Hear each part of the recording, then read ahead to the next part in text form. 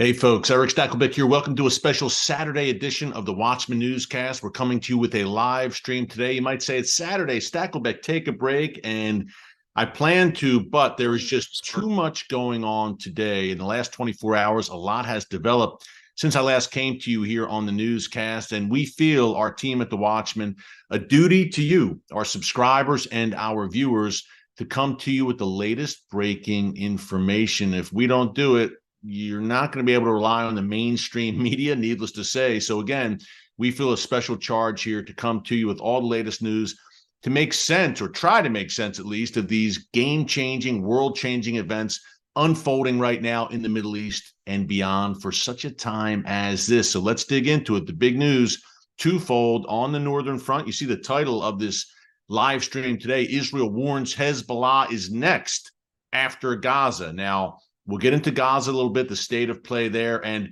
the Israel Defense Forces, by the way, making tremendous gains in Gaza. And it seems that even Israeli forces are a bit surprised by how much progress they're making. Not that they're not a great fighting force, but they are just going full bore, all in. They're surrounding Hamas's main stronghold right now in Gaza City.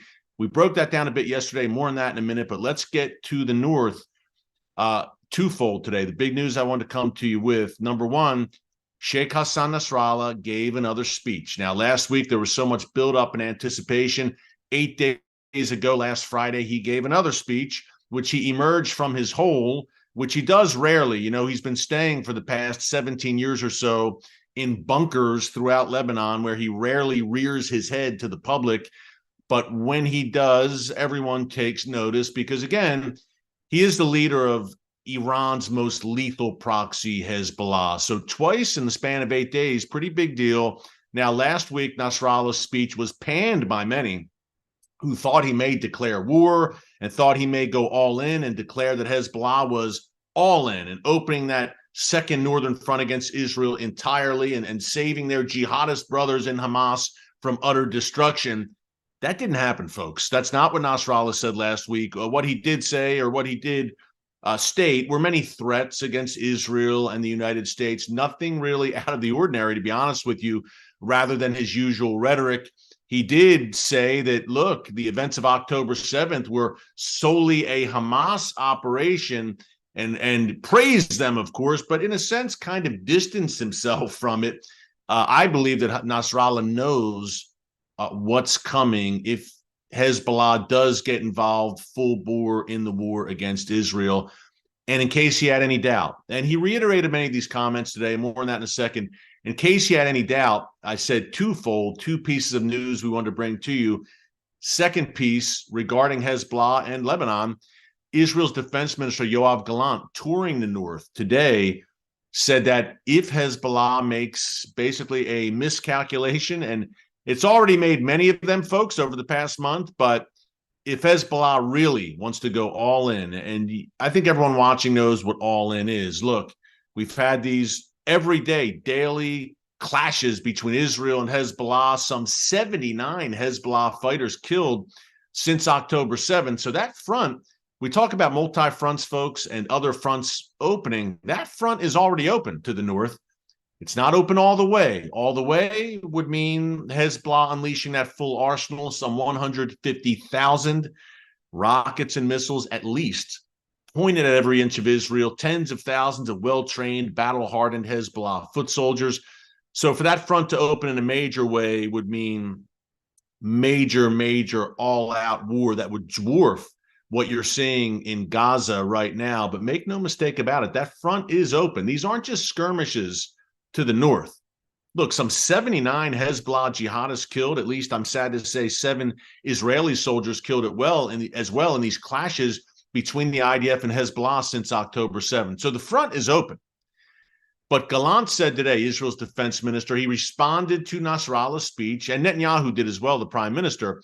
But Gallant's comments, I believe, were particularly striking. He said, look, if Hezbollah essentially goes all in here and wants to spark a wider war against Israel, then we will do, and I'm quoting Yoav Gallant, then we will do to Beirut, the capital of Lebanon, what we are doing to Gaza right now. Meaning Lebanon the entire nation of Lebanon. And look, Israeli leaders in the government and military realm have made this very clear over the past several years that Lebanon, at the end of the day, is the host of Hezbollah, meaning Hezbollah has turned southern Lebanon into Hezbollah land, the edge of the civilized world where Hezbollah rules with an iron fist across the southern portion of that nation, perched right on Israel's northern doorstep. But at the end of the day, Lebanon, the Lebanese government, although there are members of the Lebanese parliament that belong to Hezbollah, at the end of the day, Lebanon and the Lebanese armed forces have done nothing to expel Hezbollah. This has happened on their watch, and many times with the collusion of members of the Lebanese government. So what Israel is saying is that all of Lebanon, all the way to Beirut, beyond southern Lebanon, and look, Hezbollah has a power base in the suburbs around Beirut as well. All the way to Beirut, we will unleash, and we will destroy Hezbollah, and all of Lebanon will feel what we are about to unleash. That's what Yoav Gallant said. And he said, look, what the Israeli Air Force, the IAF, the Israeli Air Force has done in Gaza over the past 5 weeks is only, and I'm quoting Gallant, is only 10% of what we are capable of. Now, the Israeli Air Force has carried out some 5,000 airstrikes against Hamas and Islamic Jihad in Gaza since October 7th. Gallant's saying, look, that's only a tenth of what we can do. A big warning to Hezbollah, of course. And why, folks? Why would he make that point? Because Hezbollah, as we discussed on yesterday's newscast, is many more magnitudes powerful than Hamas. And Hamas, in and of itself, is a terrorist army. Hezbollah is another level. Look, I mentioned yesterday's newscast. We broke this down a bunch. If you miss any of our updates here on the channel, folks, you can find them in our archives. Just go to the homepage and go under newscast.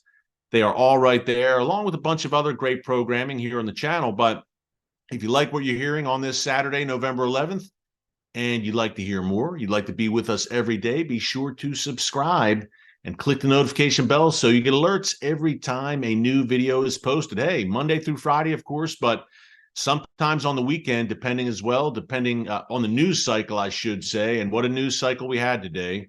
But be sure to join us as watchmen and women on the wall every day as subscribers. It's absolutely free, and we'd love to have you. So Gallant makes these statements, and he adds to that, and this I thought was striking, that the noses of Israeli fighter jets are right now pointed towards Lebanon, towards Hezbollah. Folks, let me tell you, in normal circumstances, not that the Middle East is ever quite normal these days, expect the unexpected in the world's most volatile and chaotic region. But without October 7th, without a war in Gaza raging right now where Israel is tightening the noose around Hamas's demonic neck, without that, if Hezbollah was doing what Hezbollah has done over the past 5 weeks, firing every day rockets, anti-tank missiles, unleashing drones into northern Israel on a daily basis, we'd already have a war in the north. Make no mistake about it. There would already be a full-blown war in the north, no doubt. The reason Israel has not unleashed fully its full capabilities on Hezbollah, look, pretty obvious. Israel wants to finish the job in Gaza. Ideally, the Israel Defense Forces would not be fighting on multiple fronts. But let me tell you, and clearly, again, Hezbollah would already be feeling the brunt, if not for the obvious elephant in the room, what's happening in Gaza right now, what happened on October 7th. But folks, let me tell you, and this is a consideration, I've been talking about this since the immediate aftermath of October 7th here in the newscast. And I'm not one to say, well, we told you so, but I'm starting to notice that other commentators and analysts who I respect, and just reading their work right now and their kind of take on things, are starting to say, again, what we've been saying here for a while. To me, it was pretty obvious.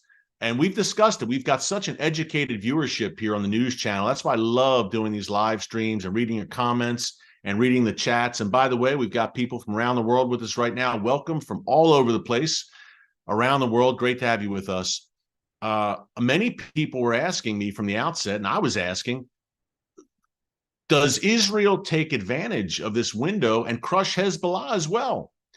Because if you leave Hamas alive to fight another day, or I'm sorry, you destroy Hamas, and it seems Israel's well on its way to doing that, and you leave Hezbollah alive to fight another day, that ain't good. That's a very simplistic way of saying the citizens of northern Israel who are displaced, who have had to evacuate from the north, who live along that Lebanon border, they're never going to return as long as Hezbollah continues to lurk there. And can you blame them in a sense? They're concerned that Hezbollah, which is much more powerful and well-trained than Hamas, is going to duplicate October 7th, but on the northern border against the communities in northern Israel. Now, you saw what Hamas did. And Hamas, again, I can't stress this enough, is nowhere near Hezbollah when it comes to training and capabilities and armaments. So Israel's got a problem here because obviously when you're in a war, it's hurting your economy. Communities in the south, communities in the north, evacuated. Will they return anytime soon? Hundreds of thousands of people, close to 300,000 displaced. So it's untenable for Israel. And when the dust settles, if the dust settles in Gaza anytime soon, the situation in the north will remain. Hezbollah will remain perched on Israel's border, armed to the teeth, with October 7th-like intentions and worse. Folks, I think it's unsustainable. And people I mentioned a minute ago, people I respect, and I'm kind of saying, what took you so long, are starting to ask and starting to say, hey, wait a minute. Israel has some 360,000 reserve soldiers called up right now. Israel's on high war footing. Israel is going toe-to-toe with Hezbollah already, at least on a fairly limited basis in the north, on a daily basis. And if you leave Hezbollah alive to fight another day, you're going to have to fight them eventually. We know that. Israel knows that. Everyone knows that. The whole world knows that. Would this not be a golden opportunity to crush Hezbollah as well? People are starting to ask that. When, again, if and when the dust settles soon in Gaza, and Israel at least gets to a place where it feels like it has largely pacified Gaza and crushed Hamas, hey, Hezbollah's still sitting there. And I can tell you, if Hezbollah lives to fight another day, Israel eventually will have to fight Hezbollah. Not only in Lebanon, but in Syria as well. The Iranian regime will pour all its assets into Lebanon and Syria. And you will have what we've called here in the newscast, the Great Northern War. Now, is this a prophetic war? What are your thoughts on that, by the way, as you're joining me here on a Saturday? Psalm 83 is the first prophetic instance or series of verses that comes to mind when I look at our current events. I've gone kind of back and forth on Psalm 83. We've had a lot of different perspectives on it from Bible scholars and teachers, people like Amir Sarfati, good friends of mine we've had on the show, Joel Rosenberg, Bill Salas. Everyone seems to have kind of a different take on Psalm 83, but man, oh man, you know, if you read Psalm 83, and I encourage you over the weekend to dig into Psalm 83, sounds an awful lot like what we're hearing today, where these nations that surround Israel, including Philistia, modern-day Gaza, Tyre and Sidon, which would be modern-day Lebanon, Assyria, which would be modern-day Syria and Iraq. Think of those Shia militias in Iraq as well. They talk about conspiring together to essentially wipe Israel off the map so that Israel ceases to be a nation. So I believe what we're seeing right now is absolutely laying prophetic groundwork, folks, no doubt. And the big one that looms in the distance, and perhaps the not so far distance, would be the war of Gog and Magog laid out in the book of Ezekiel, chapters 38 and 39. Now, you might say, Gog and who? What? Just go and read it. That's your homework for this weekend. Psalm 83 and Ezekiel 38 and 39. And while you're at it, hey, Isaiah 17, which talks about Damascus. To me, those are the three most relevant a series of verses or biblical passages in a prophetic sense right now, in the here and now, with current events unfolding in the Middle East. Ezekiel, obviously, 38, 39, Psalm 83, Isaiah 17. Isaiah 17 talks about a day that's coming when Damascus, one of the world's oldest inhabited cities, the capital of Syria, will become, in the words of the prophet Isaiah, quote, a ruinous heap, and will cease to be a city. Now, we've been reporting here in the newscast on a practically daily basis how the Iranian regime and Hezbollah are using Syria as a transit point for massive armaments that would be used against Israel. And they're doing so with the willing participation of Bashar al-Assad, the Syrian dictator. So essentially, all of Israel's worst enemies are located in Syria right now, whether it's Hezbollah, Iran, the Assad regime. Hamas is next door in Lebanon. Hamas is in Gaza, but Hamas also has a presence in southern Lebanon, don't forget, under Hezbollah's watchful eye.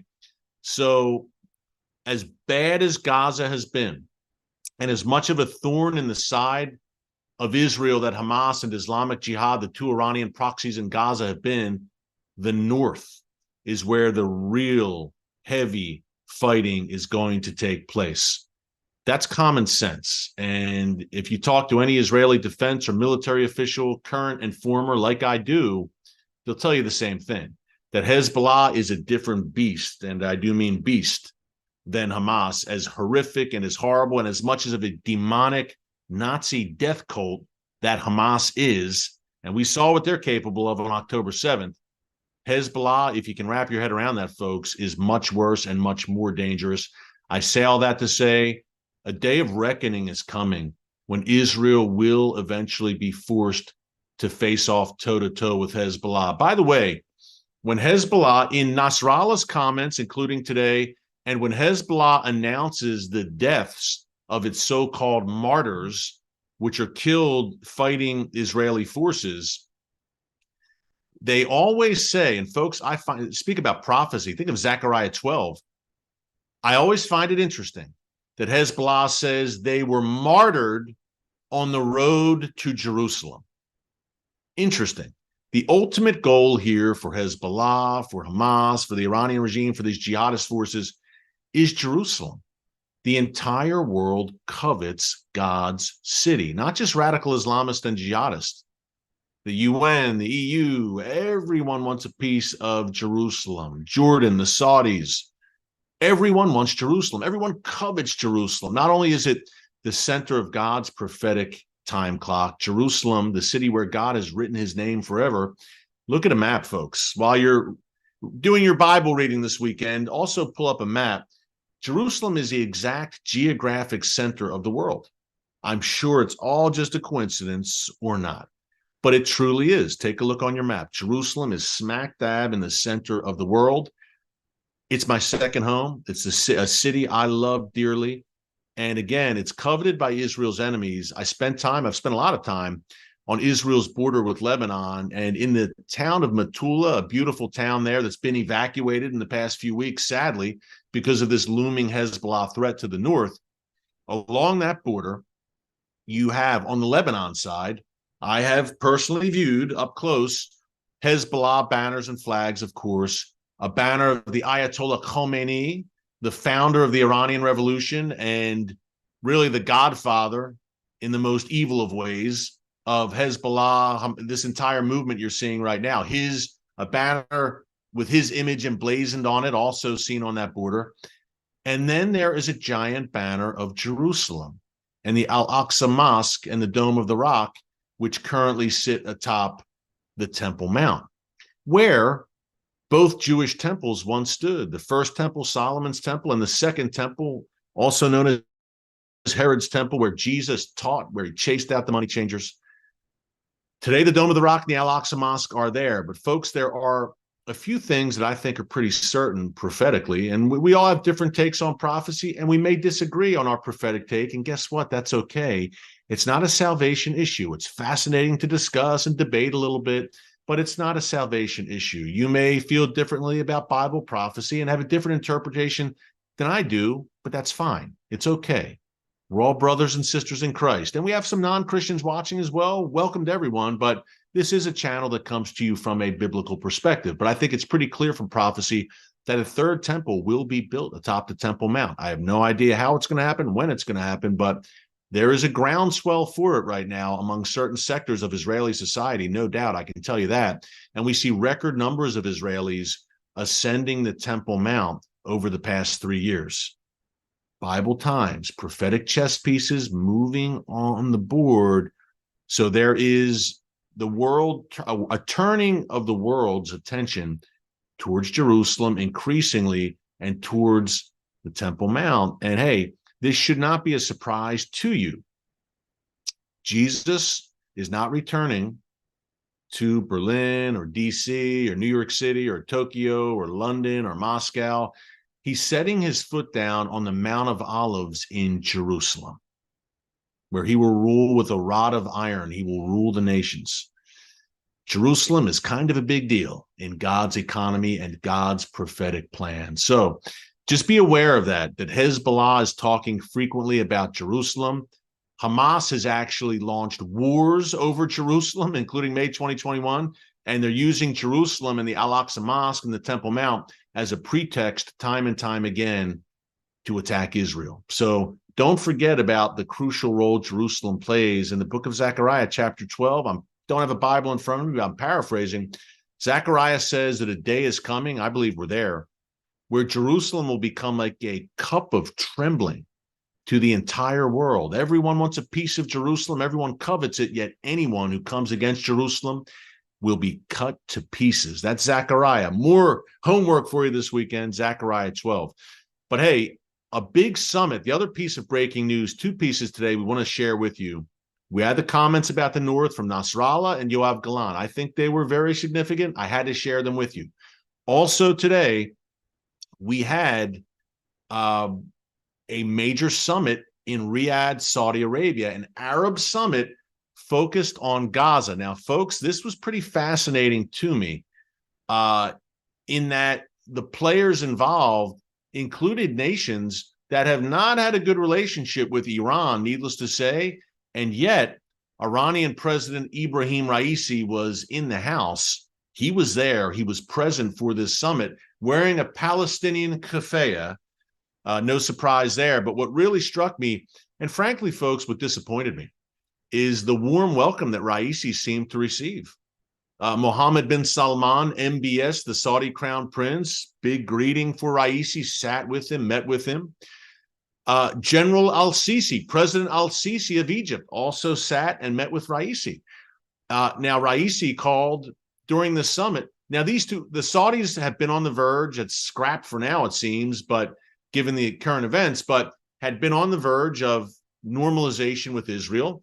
Egypt has had normalized relations with Israel for decades, and Sisi has had a good relationship with Israel's military and intelligence apparatus. Yet they're now both sitting with Raisi, Israel's greatest enemy, representing the Iranian regime, I should say, Israel's greatest enemy. And the declarations coming out of this Arab summit, which also included Bahrain, the UAE, the Abraham Accords nation, was that Israel is committing war crimes in Gaza right now. Israel is a war criminal.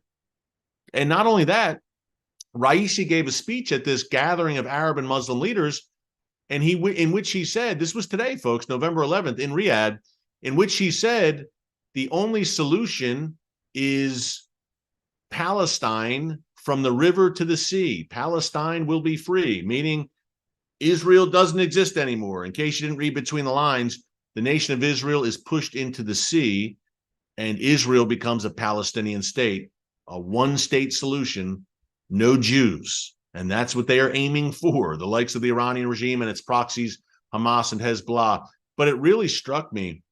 And what are your thoughts on that, folks? What do you think? It really struck me because, look, Iran and the Saudis had been at loggerheads for years, and Iran and Egypt as well.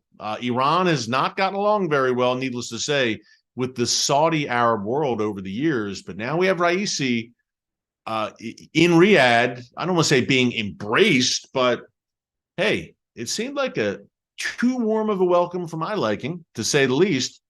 So we shall see what comes out of this, because the entire world, Arab world and Muslim world, and the radical left as well, has used Gaza as a cudgel against Israel. Well, if Gaza is pacified, Hamas is destroyed, and there's a rebuilding of Gaza, and there's a reprogramming, a de-Hamasification. How's that term for you? We had the denazification of German society, Japanese society as well after World War II. Do we have that in Gaza? I think we do. after this war? That's the big conversation now. What comes next? Does Israel occupy Gaza? Does some kind of international coalition come there and get involved and rebuild? But Gaza, when it's rebuilt, it's de-Hamasified. Not the most eloquent choice of words, but I don't know what else to say. Then, folks, listen.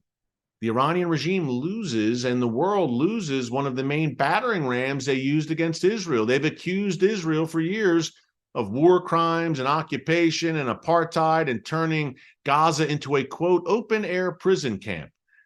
It's the only entity, it's not a state, Gaza, but it's a Hamas-ruled enclave, but it's the only entity that I know of in the world where the world has howled that Israel is committing genocide there and is an occupier there, where, number one, all Israelis left Gaza almost 19 years ago in 2005, so not much of an occupation. Occupied by Hamas, yes, free Gaza from Hamas, but Hamas has been the only occupier there since 2005.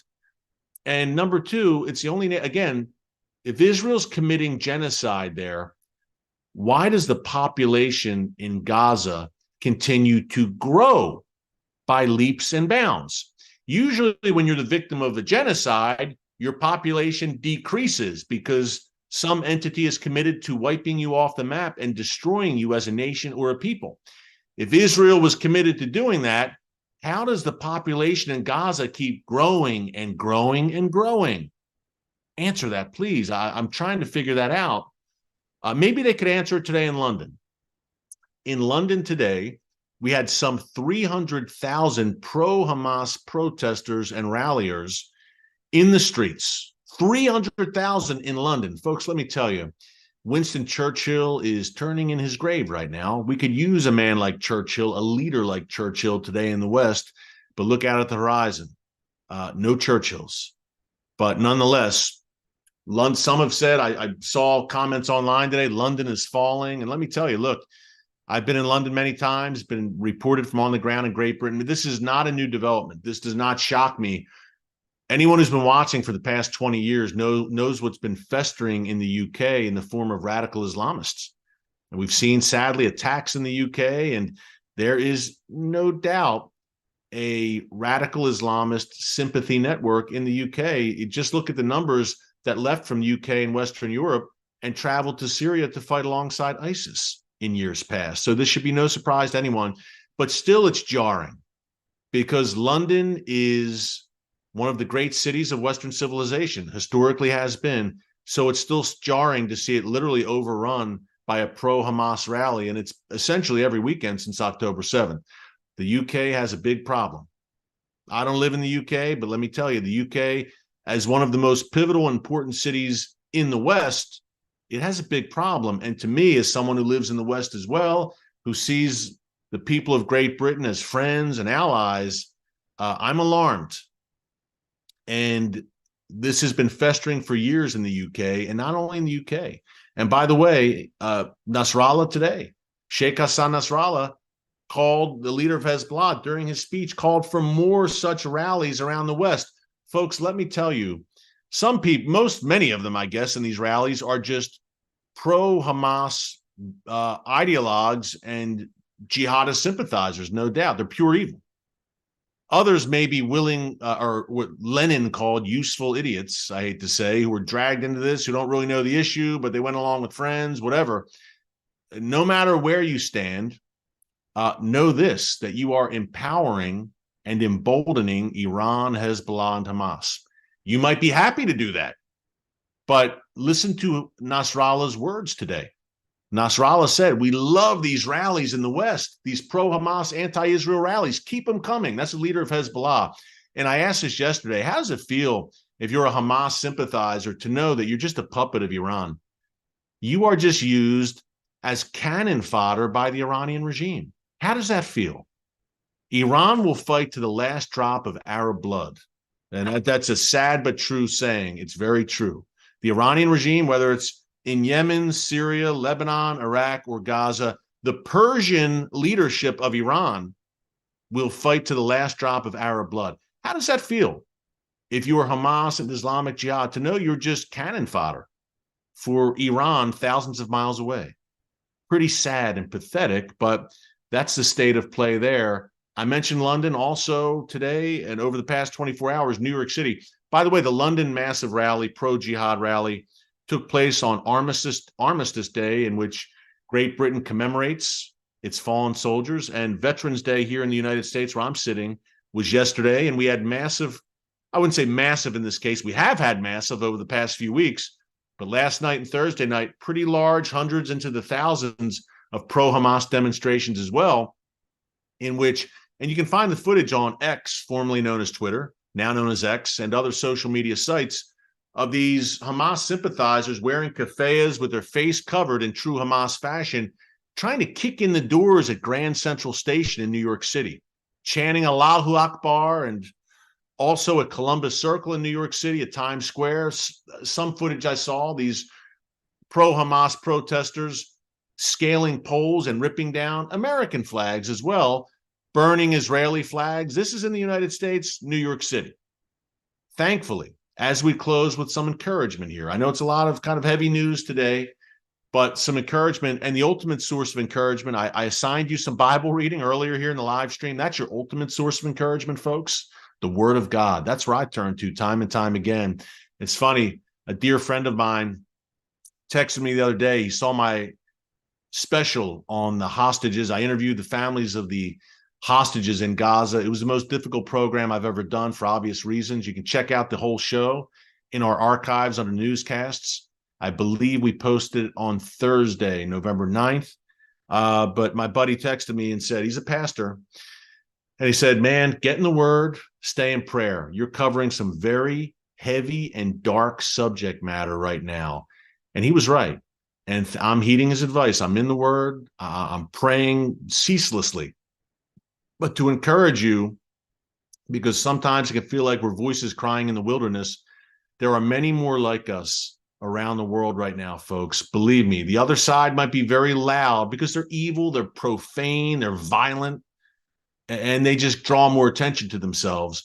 But there are prayer warriors, intercessors around the world, and they're starting to really come out more in force. Tomorrow in Paris, we'll have a rally against anti-Semitism, tens of thousands expected.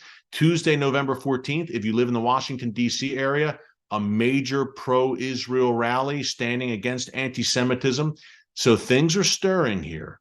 And as the body of Christ, I believe we have a special and sacred duty more than anyone to be a light in this growing darkness. There's a great darkness descending upon the world right now. And October 7th drove it home. Look at the reaction. Israelis were massacred in cold blood. Elderly, children, Holocaust survivors were dragged back into captivity in Gaza. And the world is much of the world is gleefully celebrating this in massive rallies. Folks, that's as dark as it gets. We live in times where good is called evil and evil is called good. These are Bible times. That's why we have a duty.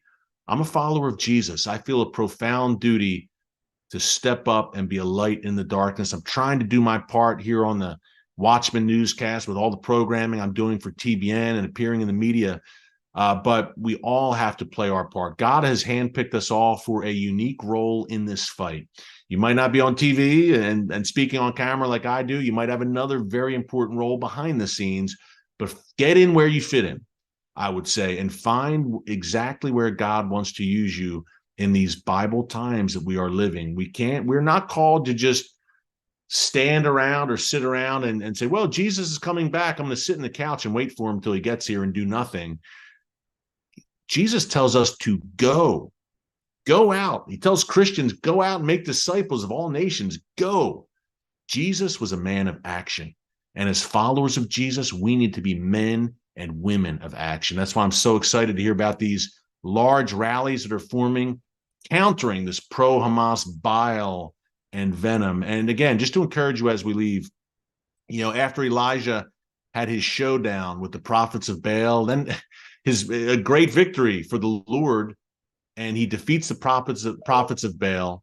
And then Elijah flees for his life. Jezebel threatened his life in the aftermath of that. He's in a cave, and he says, basically, God, take me now. This world is evil and dark. I don't want to live anymore. I just want to be with you, Lord. And God basically says to Elijah, that possibly the greatest of prophets, take heart. I still have 7,000 men in Israel who have not bent their knee to Baal, that pagan god. So God put wind in Elijah's sails. Elijah felt like he was all alone, again, like a voice crying in the wilderness. But God said, no, there are more like you. And folks, I would encourage you now as we close, there are more like us who believe in all that's good and true.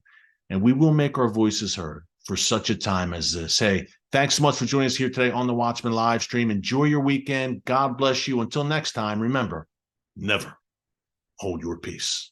Hey everyone, thanks for checking out the Watchman Newscast. Make sure you hit the subscribe button so you never miss an upload, and tap the bell icon so you're notified every time a new video is posted. And don't forget to share your thoughts, insights, and comments below. Thanks for watching. We'll see you back here tomorrow.